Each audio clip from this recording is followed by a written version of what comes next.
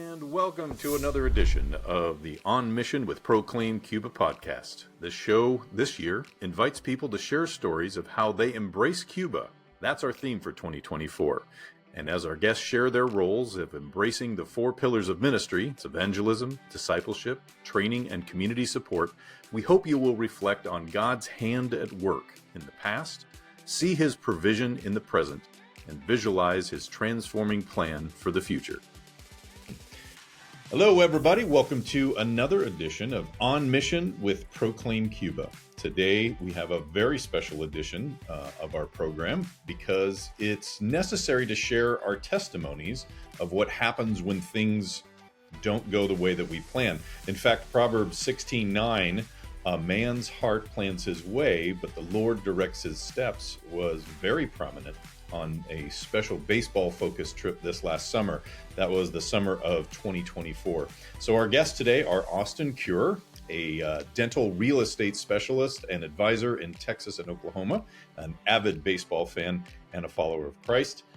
He hails from Frisco, Texas. He played baseball for Colorado Christian University, where my daughter also went to college, and obtained his BS in marketing from Louisiana Tech University. And our executive director of Proclaim Cuba, Carlos Alamino. Welcome to the show, guys. Yeah, thanks for having me. Of course. Thank you, Andrew. You like my outfit? I do, man. Hey, since this is baseball themed, I think I'm going to get on board here too. Yes. Okay. There we go. Good. There we go. All right. So that's good. All right. So, Austin, before we jump into the story, I would like you to tell us a little bit about yourself, your family, your church family, and how you became connected to Proclaim Cuba. Yeah, I guess family's all connected to how I got connected here. A little background on myself. I grew up here in Frisco, Texas. Went away, obviously, to Louisiana Tech and Colorado Christian for college. Got married right out of college. I've been with my wife, Sinclair, since we were in high school. And so immediately after graduation, got married and started our marriage in Austin and then moved on to Florida from there. But ultimately, we're excited to be back home by family.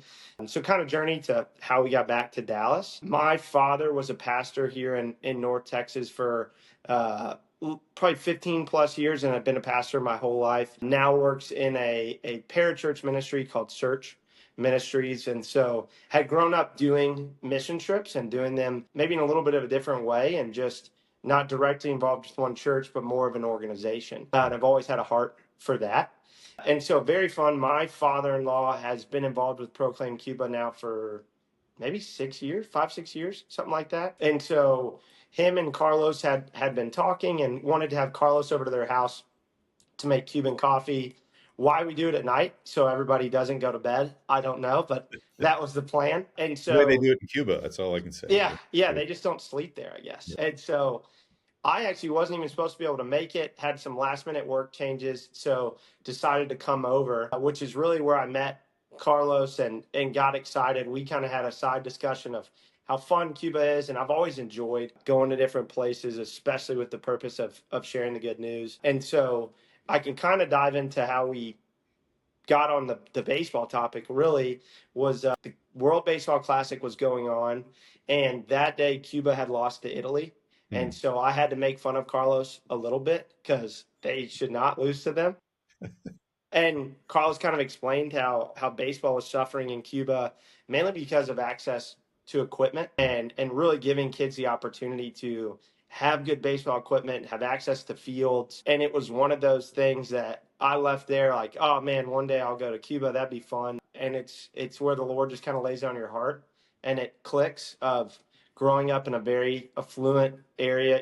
Texas as a whole is fairly affluent. And then being in the baseball world, I was like, I could get equipment to these kids. I mean, everybody's garage is full of it. And so I called the two of you about a week later with my father-in-law and was like, this might be crazy, but what if I could organize a bunch of guys, I'll get the equipment and we just put on a baseball camp, but leave everything there so they can have the equipment. And that's really how it all got started. And somehow 6 months later, we were there. Yeah, that did happen pretty quickly, right, Carly? Do you remember that? We got that put together pretty quickly. And Those Cuba coffee hours are wonderful. They're a lot of fun. They're great for small groups, and you never know what God is going to do with the connections that we make. And this has been phenomenal just to see how many hearts God's connected to Cuba as a result of that. So we're grateful for the opportunity to be connected to you and through your friends and through your family members, and all sharing your interest and your passion for baseball. So let's jump and let you guys talk about the story from this summer. Paint us a picture of what the trip plans were and then what actually happened. Yeah, that's excellent. Yeah. So, one thing that you said, Austin, that is true. We shouldn't have lost to Italy. Like No. that was embarrassing.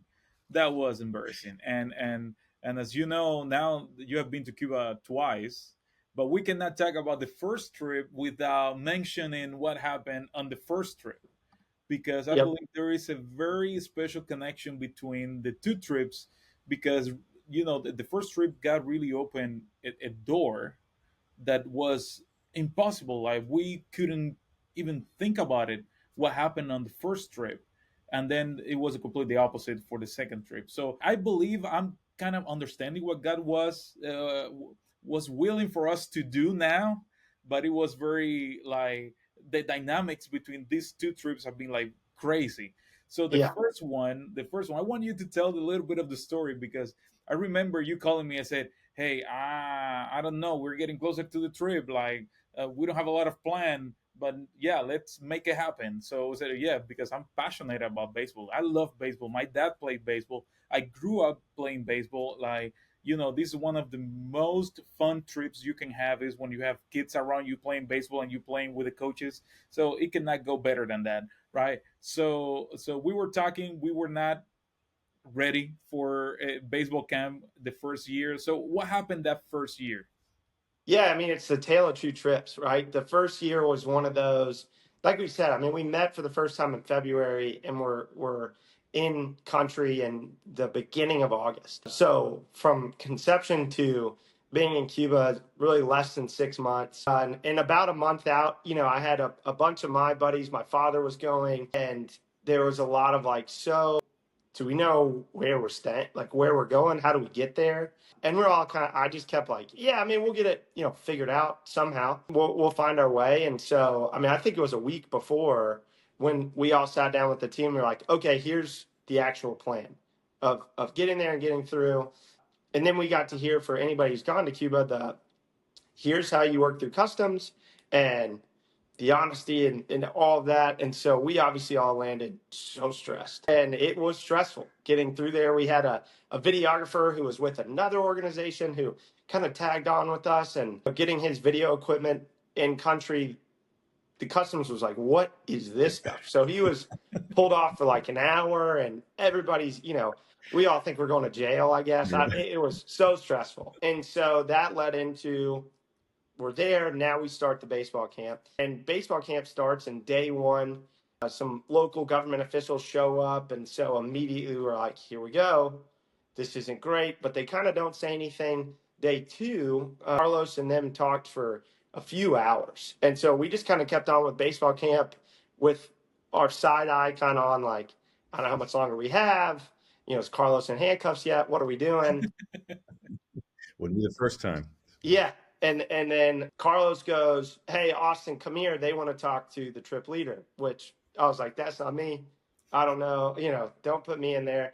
And it was really incredible. All of the local officials were thanking us and so excited that we had come, and were telling us their plans for some of the different things they're going to build in that community and how we can use it. And they want us there every year. They want us to do this because we were investing in their children and their communities. And really our big push there was, let's play baseball and let's give this stuff to you guys so you feel equipped and loved. And in the meantime, you're going to stay at the camp. And so you're still going to get to hear the gospel, which is the whole point of the trip. And so the rest of the trip went off without a hitch. I mean, we had a great time. Everybody was happy, which I guess leads us to this year that went the exact opposite. If you want me to go ahead and jump into it, Carlos, we had one new member. Everybody who went the year before came back. So we have one new member. So we're prepping him for customs is going to be scary.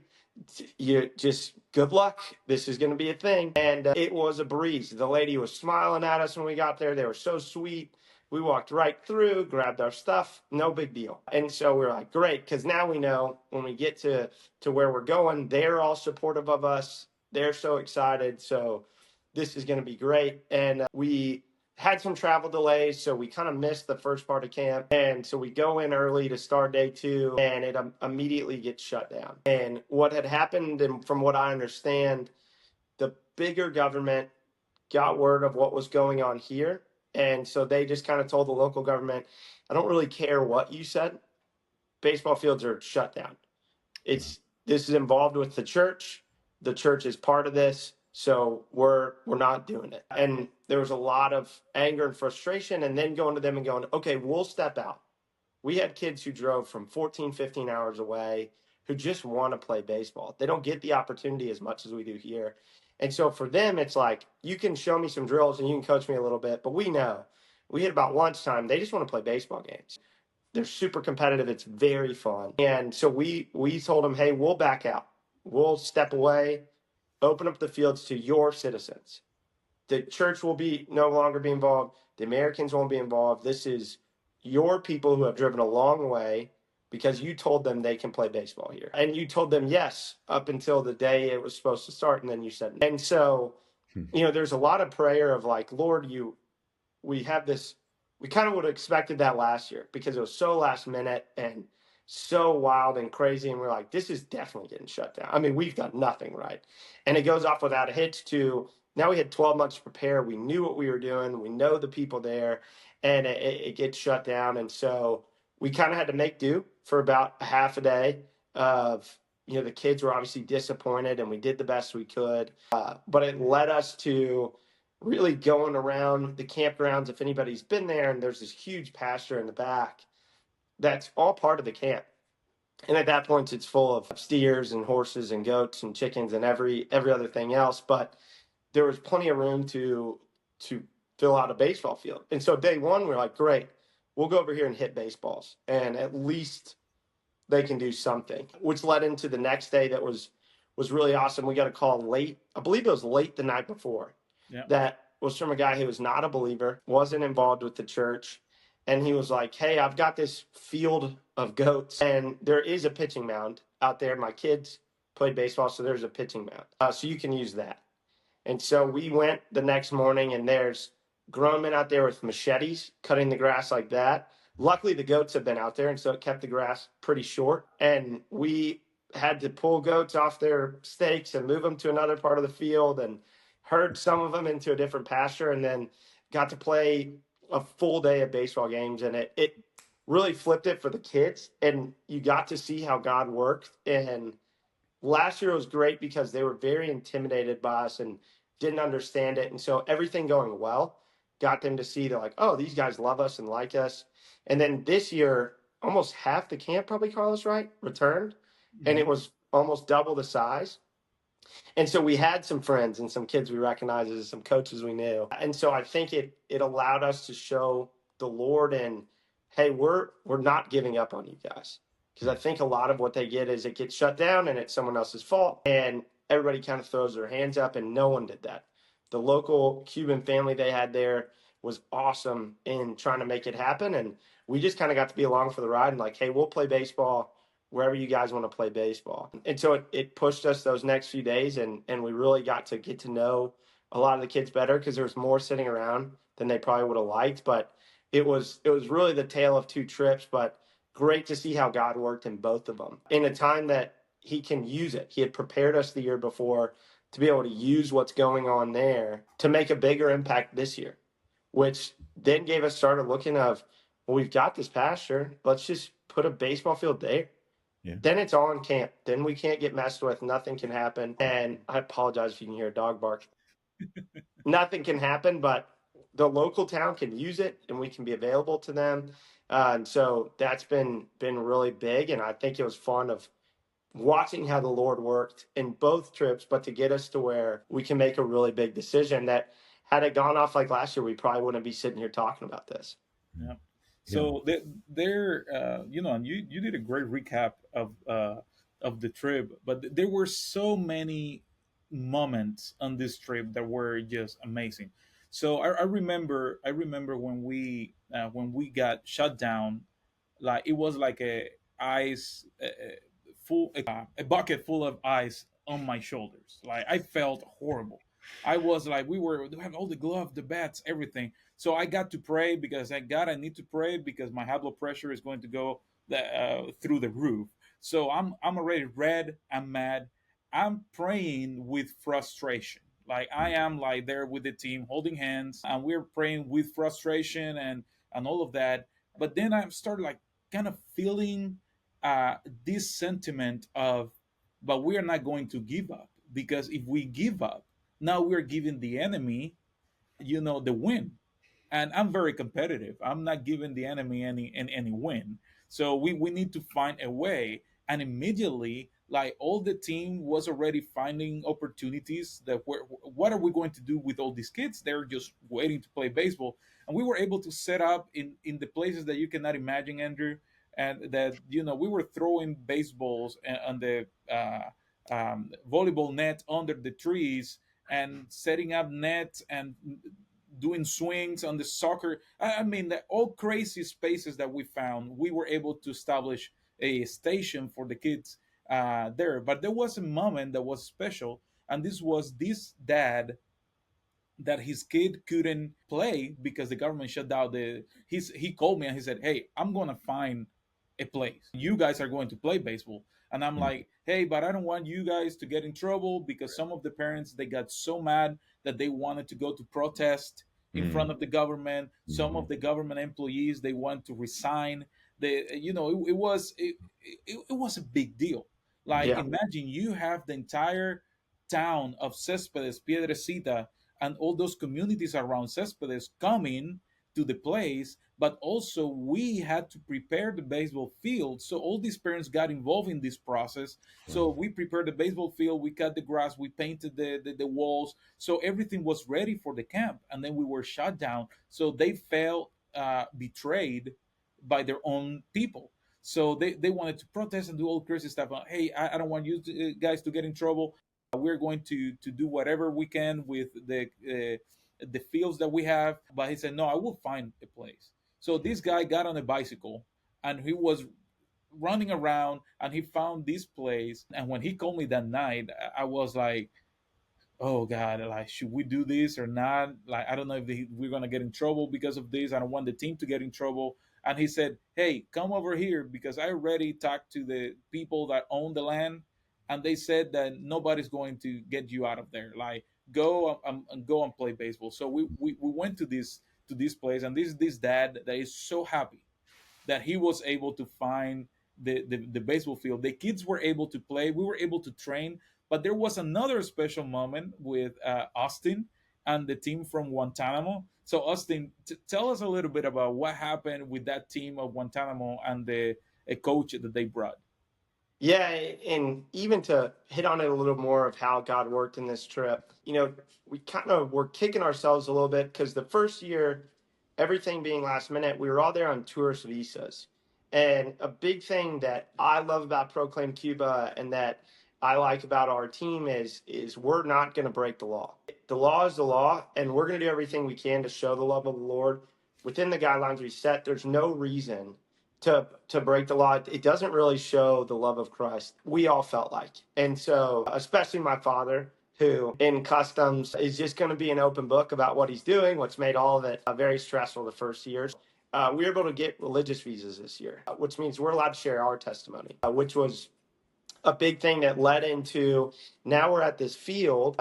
There's a lot more sitting and waiting around. And so I just got the opportunity to sit down with the team from Guantanamo and their coaches who I don't believe any of the coaches are a believer. Maybe one is. And every year, I started it last year and I think it's super fun. I get a really nice baseball glove and buy it new and use it all week to break it in. And then I like to give it to a kid that's really good or really worked hard or something like that. And this Guantanamo team ran it like a American club baseball team. I mean, they were really good. Their coaches were very impressive, but also very kind and helpful. And it was really awesome to get to work with them. And so during a snack time, I got to share my testimony with their team and their players. And that was a really special time to just get to talk about how the Lord uses baseball, and that baseball is not our whole life, but it can be a fun part of life that the Lord can use. And then I just told the coach, I was like, I can't pick one kid. So I just want you guys to have this glove. You can keep it. You can give it to the team. I'll put that on you. But it was a really special bunch. And then one of the coaches kind of turns around and starts rifling through his bag. And he was the personal trainer for their professional team that they have there, like the Cuban MLB. And so he pulled out his jersey that he had used in their World Series that looks very similar to the one Carlos is wearing, but for that area, and gave it to me. And so obviously wore it the rest of the day. It's in my house still, and I wear it a lot. But it was a really cool moment to get to bond with them, and I feel like in Guantanamo we have some real friends now. And now we have that. We got to do that whole thing, and it was really special and fun. Well, you were called the godfather of the Guantanamo Oh, that's team. right. That's right. That's right. So I can't get in trouble in Guantanamo, which is great. Yeah, I'm that's protected. Yeah. that's really unique because you can feel that fellowship that only God can bring among all those people. And we had a team that we had like 10 guys total. Remember, it was 8 or 10 guys that were there. Yeah. And we were able to split the team, and everybody was able to kind of share their testimony with the small groups, different teams, to be able to play. Another very special moment was playing with the coaches, Mm. Yeah. because as you know, competitivity was big part of last year event. So it was a Cuban team versus American team. This is the world championship. This is Cuba versus America, and we're playing softball with the coaches. And let me tell you, they really wanted to win, and Yeah. they beat us last year. So, and They did. I play with the U.S. team, and they were all making fun of me because they said you're gonna lose because you sold your land to Yeah. play for them, for the American team. That's right. And then but they beat us last year. Like it Well, we was like played 2 games last year. Remember, two. they beat us one. We won the second one. So this was really, Yeah, it's for all the 1-1. marbles. So Yeah. we're 1-1, and now we got to this year, and everybody's expecting the game. So I mean, like everybody was ready. They even brought like the catcher for the professional team of Camagüey was Yeah. part of the team. I mean, they got the major league Yeah. players into this thing, and coaches that were part of the national team. This was great, and we were so blessed that we were able to win this time. And man, like those guys were just giving us hugs and loving us, and we were able to share so much during that day. We took pictures. We were able to bring like professional good quality softballs for Mm. them, Mm. because they want to do more softball with older players. Okay. And it was really really good that we got the opportunity to spend the entire day. This was like we even had like snack, lunch, everything was in that location, with the kids and the team. But all of this created the opportunity for us to develop this camp. So like we were measuring the land, and we were so excited with the opportunity to build our own baseball field. So Mm. so in Cuba, this would be the first, and I believe only, baseball field that is going to be owned by the church, so that the government cannot really come and shut us down. Like we got religious visas, we are on the church land, we can play baseball, nobody can say uh, anything. But Mm. now, after we think about that, this camp has so much potential. So in one of our vision, that is these empowering centers that we want to build across the nation, like this camp is going to play a major role, because we can have up to 200 people that can spend the night. So we can have kids coming, staying in the camp. We can have soccer fields, volleyball fields, even pickleball. Like try to bring new sports, the baseball field. So I truly see the potential to create an amazing sport complex in this facility. And I don't know, Austin, what do you think? What do you see in that location? Yeah, I mean, I think having a baseball field, especially how I grew up with spending majority of my childhood at the baseball field. I had 2 brothers who also played baseball. We were always there, and getting to put something in like that where people can feel open to sit and share and create fellowship. And I mean, we saw it just like in the softball game where we got to play and hang out and really, I think a lot of those guys would call us their friends, and I know we would.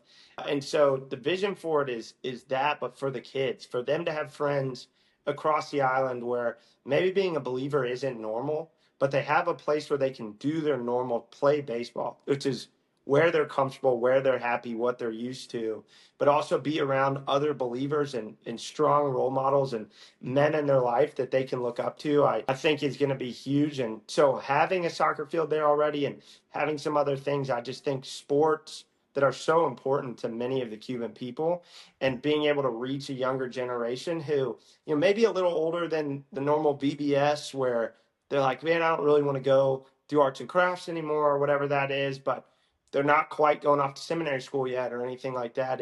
It kind of would reach a teenage, middle school, high school age group of kids there that really need to learn about the Lord because they can have much more immediate impact on the country. And so that's what I'm most excited about having a place like that where you're welcome to come and you're welcome to be around and play sports at a high level, but you're also going to get to see the Lord in it, which is really fun and special.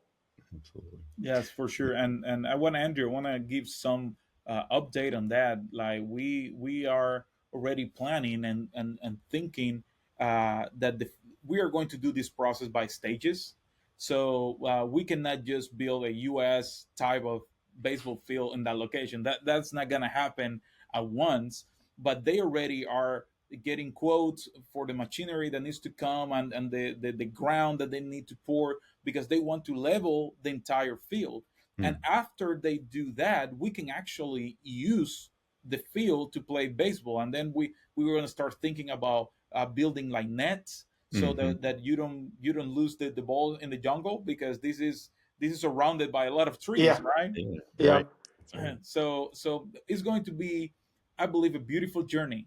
But the one thing I know is that next year, when Austin and the team, the rest of the guys, because everybody's excited, I believe everybody is ready to go back and do the work.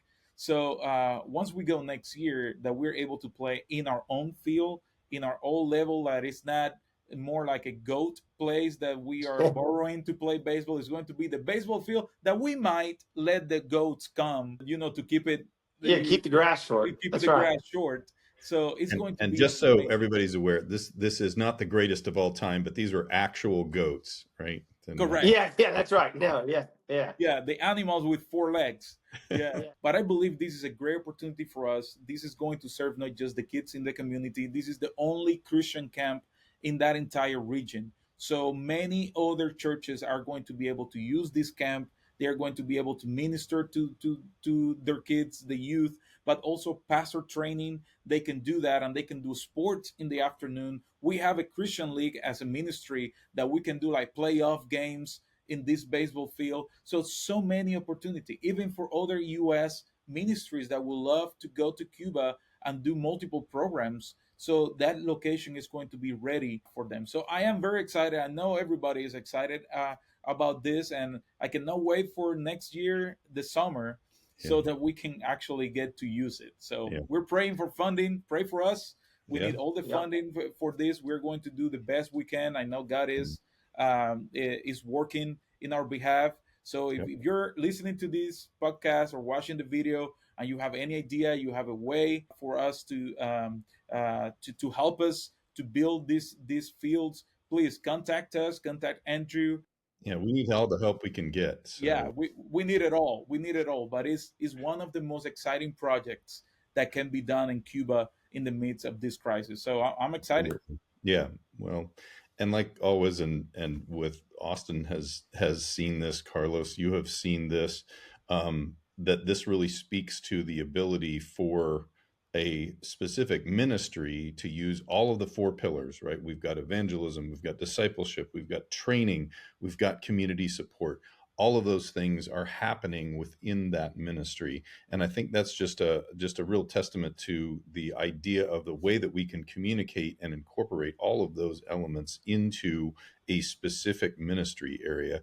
I think that just helps all of us just kind of think about when we're doing a specific ministry there for men's or women's or children's or whatever, it involves all of those elements, and that just creates a really healthy environment. And thank you, Austin, for going, for bringing the team, for just allowing God to work through you in times that were expected and times that were unexpected. You guys didn't give up. You brought that to the Lord, and He really responded in a way that caused you to grow, and it caused the community to grow, and therefore you guys grew together. And so I think that's just part of that really powerful story of that, is that we've got different groups in the body of Christ, some people even outside of the body of Christ, but they got to see how that was working together. And so we'd love to have you stay tuned on this. Go to proclaimcuba.org. That shows you everything that we're doing. You can sign up for our newsletter that happens all the time via email. You can give on that site as well. We would love to just be connected to you, and maybe we could do a Cuba coffee hour with you too. If you got a small group, we'll be happy. If you're in the DFW area, we'll be happy to come over and make some coffee for you and share about what God's doing in Cuba as well. And who knows, we got another story just like Austin, and Yeah. how God can use you. So Yeah, do your coffee night on a Friday because you're not going to bed. But it's delicious. That's the problem. You'll want more. But they're very impactful. Absolutely. Hey, thanks, guys. Thanks for this special edition of the podcast. And I think we knocked it out of the park, right? Wasn't that a good? That's a good statement, right? For baseball and stuff. So Yeah, there you go. That's right. He's learning. All right. That's right. I'm coming on board here. I've got to learn. So good. All right. Dios te bendiga, everybody. God bless you. And until the next podcast, we'll see you. Yeah. Thank you, guys.